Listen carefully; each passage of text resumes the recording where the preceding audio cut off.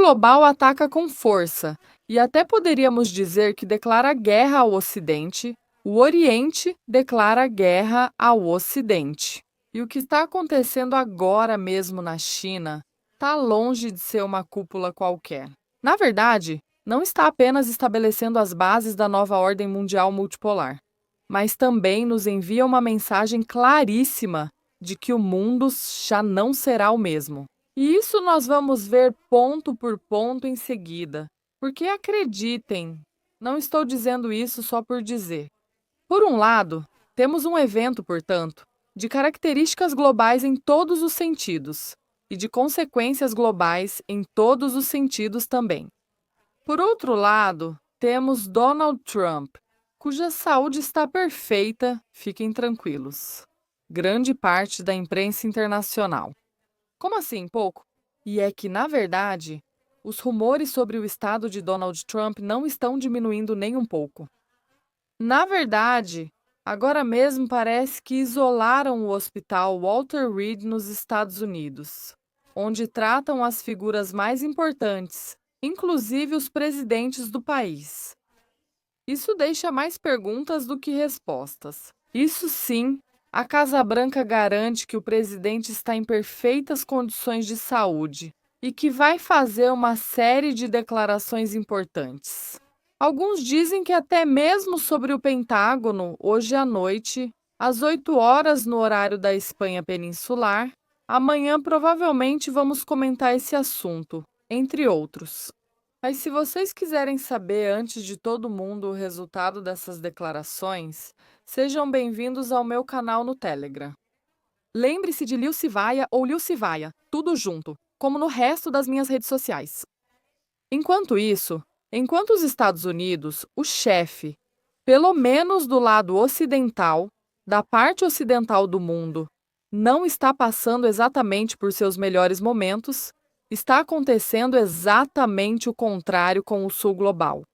E é que esta cúpula da Organização de Cooperação de Xangai, que aconteceu na China nos dias 31 de agosto e 1º de setembro, que, além disso, amanhã vai culminar com um desfile militar de proporções bíblicas, principalmente em relação à China, porque essa é a primeira pista e a primeira peculiaridade. Não é algo próprio da cultura oriental em si. Já não estamos falando só da China. Organizar esse tipo de festivais militares, mostrar o poderio militar. Além disso, sempre foram caracterizados, principalmente a partir da China, por uma diplomacia mais refinada. Sim, é verdade, com alguma piadinha ou um tom sarcástico aqui e ali.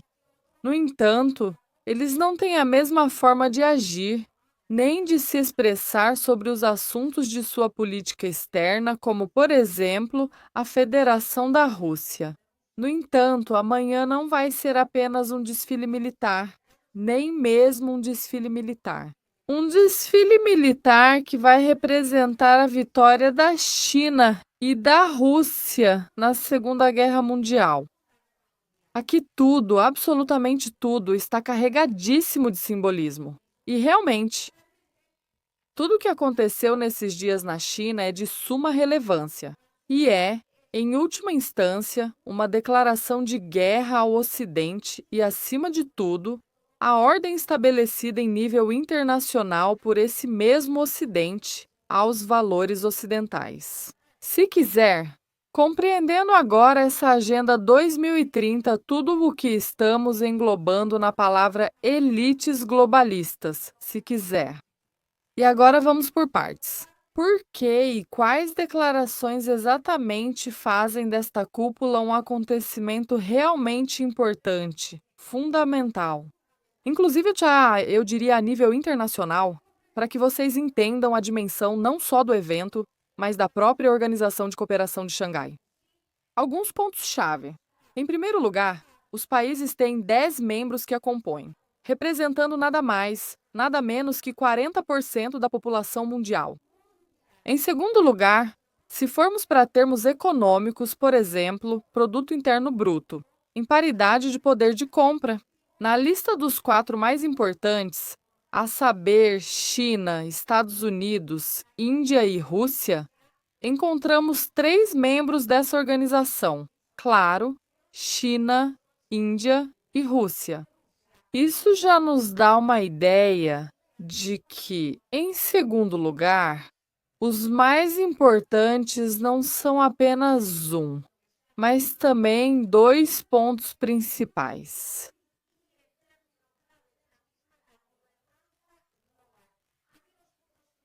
Em primeiro lugar, as regras nas quais essa nova ordem mundial multipolar vai se basear. Em segundo lugar, já ficou óbvio que é absolutamente necessário revisá-las. E os países que participaram da cúpula, de fato, reconheceram essa necessidade, porque essa organização foi concebida para uma ordem mundial mais bipolar. Agora estamos falando de pelo menos 4 potências principais: China, Índia, Estados Unidos e Rússia. Porque aos olhos de todo mundo, acho que é óbvio que nem a França, nem a Alemanha, nem o Reino Unido têm mais aquele poder e aquela posição no cenário internacional que costumavam ter. E a Organização das Nações Unidas, além disso, foi pensada para os vencedores da Segunda Guerra Mundial, que o Ocidente decidiu que fossem esses. Nesse sentido, voltamos a esse desfile que vem celebrar essa vitória. Mas não por parte dos Estados Unidos, nem das potências europeias, e sim por parte da Federação da Rússia e da China, que vão ser os pilares mais importantes, eu diria, dessa nova ordem mundial multipolar.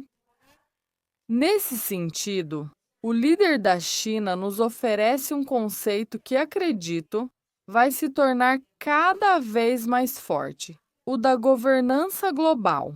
E aqui eu anotei para vocês os 5 pontos principais desse conceito. Igualdade soberana é entendida como das nações dentro dessa governança global, cumprimento dos princípios do direito internacional, rumo a um novo multilateralismo. Eu acredito que também é entendido como multipolaridade, defesa de uma abordagem orientada para as pessoas. E, por último, concentração na ação real. Esses 5 pontos, acho que não são apenas os que vão representar a nova construção mundial em todos os termos e sentidos. Porque, a partir daqui, todas as instituições internacionais que conhecemos vão ter que necessariamente ser revistas e analisadas meticulosamente. Para responder às novas exigências do cenário internacional, onde cada vez há mais atores importantes, e os que eram importantes anteriormente, como, por exemplo, Estados Unidos. Na União Europeia, eles estão realmente tendo cada vez menos poder e, portanto, menos importância. E isso faz com que, em determinado momento, as regras do jogo realmente precisem ser mudadas como poucas vezes antes. Que elas se adaptem, melhor dizendo, à realidade que estamos vivendo como humanidade, nos dias de hoje. Acredito que são 5 pilares, não só importantes, mas também bastante justos. Todos nós gostaríamos, pelo menos em teoria, sim, visto no papel, que fossem aplicados dentro da nova ordem mundial multipolar. Mas, acima de tudo, o que estamos vivendo com essa encenação, amanhã vamos ver algo absolutamente espetacular.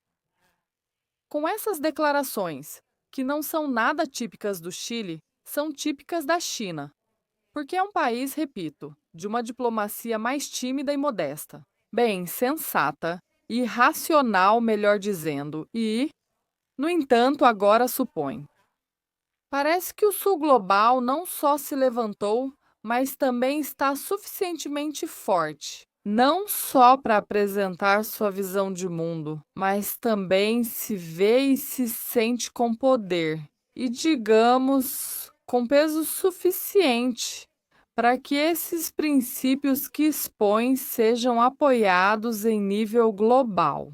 Ou seja, acho que se sabe com razão e motivos suficientes para, de fato, redesenhar o mapa institucional internacional, ao qual temos estado acostumadas até agora. E isso, claro, é apenas uma pequena parte de tudo o que está por vir. Porque, entre outras coisas, também foi discutida a criação de um banco próprio. Isso está deixando Donald Trump muito preocupado. E como contexto, só para adicionar os últimos detalhes, isso está acontecendo justamente no momento em que esse mesmo Donald Trump anunciou sanções secundárias. E teve uma espécie de confronto internacional com a Índia, que apostou na Federação da Rússia pela compra de recursos energéticos desse país, deixando Donald Trump praticamente isolado. E a imagem mais descritiva do que está acontecendo agora em nível internacional? Bom, duas imagens. Melhor dizendo, acho que são as seguintes. Por um lado, essa Federação da Rússia, absolutamente isolada, ou o que é o mesmo, o Sul Global e seus representantes, que em termos absolutos são 40% da humanidade. Em segundo lugar, diante deles, o Ocidente. Supõe-se que mais unido do que nunca, cujos líderes estão acompanhados no máximo de si mesmos. E só. E agora eu pergunto para vocês: de que lado vocês acham que vai acabar ganhando essa batalha? Porque aqui, na verdade, quando estamos falando da guerra da OTAN contra a Federação da Rússia e do que está acontecendo em nível global. Neste exato momento, na verdade, não se trata de conflitos locais ou confrontos, mas sim de um nível internacional. Estamos falando de uma espécie de guerra de civilizações e, acima de tudo, de modelos de organização do mundo e de valores, que agora se mostraram absolutamente opostos. Por qual lado vocês apostam? E qual vocês acham que vai acabar sendo o vencedor?